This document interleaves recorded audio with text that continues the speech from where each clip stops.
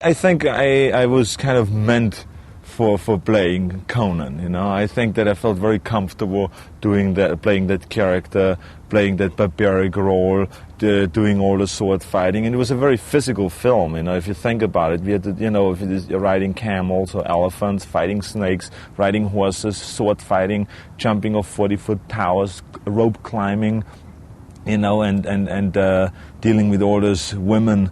I mean, all those things. It's very hard work. If you think about it, it was wonderful. You know, this is the great thing about doing films. You know, it's just that first of all you learn new things, sword fighting or horseback riding, or all those things. It's new things for me, and that you learn, and you at the same time can play like a little child.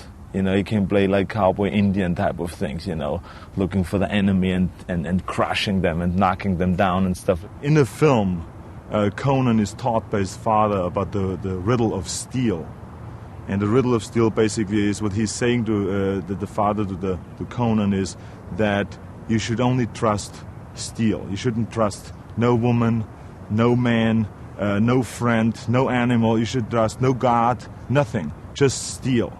And that is supposed to be the riddle of steel. And of course then Conan's enemy in the movie is telling him the different riddle of steel, his version of it, you know, which is, you know, that flesh and the mind is stronger, or the hand is stronger than the sword itself, you know. So this is what the movie is all about. Now, based on what you're saying is speculation by the Humane Society, they have organized and they're planning to protest at the opening of Conan in Hollywood, as well as trying to organize a nationwide protest and boycott of the film. How do you feel about this, and do you think it might have any impact on the film's potential success?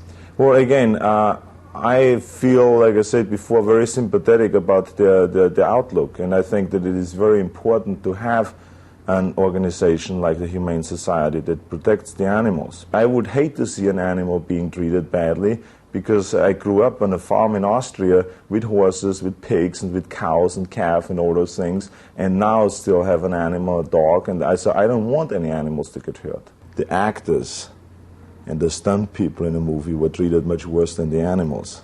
And I remember times when I was hanging on a tree doing a scene. You know, I was crucified on a tree, and they brought 5 vultures out to sit on a tree right above me.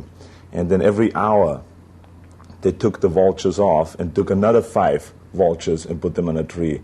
And I would say, well, why do you take those vultures off? And they said, well, we only want to expose them to the sun 1 hour at a time, because otherwise it's bad for the animals. And I was hanging out there on a tree all day long, 12 hours, and I got burned skin and so on. I myself got stitches in my back because I was attacked by wolves and pulled off a rock, a 15-foot rock, and fell on my back. I was kicked one time by a camel in my knee, and it tore my ligaments in my knee. I was bitten by a camel in my head, and you know, I had to get shots because, you know, they carry a lot of illnesses and stuff like that. So we, the stunt people and the leading actors, got very, very serious injuries throughout the whole movie, yes. But I think you can't avoid those things. We knew when we got into the film that it is going to be a very rough shooting. Whenever you try to portray the barbarian life, where there were battles, where men went out to kill and to take life out of life, and even they themselves threw themselves in, and it was an honor to die in a battle. You know, and you're talking here about a fantasy movie that is bigger than life. People get injured.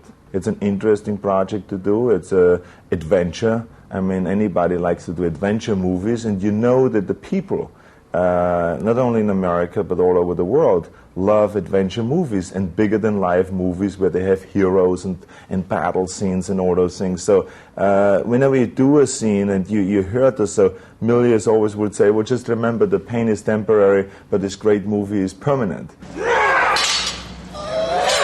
What is the appeal, do they think, of Conan in the 1980s? What do you think the appeal is of that character? I think he's a very heroic character, and he goes through a tremendous amount of adventure in his movies. He lives in a time period of fantasy and magic, and it's the kind of a movie that has a combination of adventure, fantasy, and humor, and those things that appeal to the children. It appeals to the women, it appeals to men, it appeals to the whole family. So I think that's why it's a very popular character to watch in films.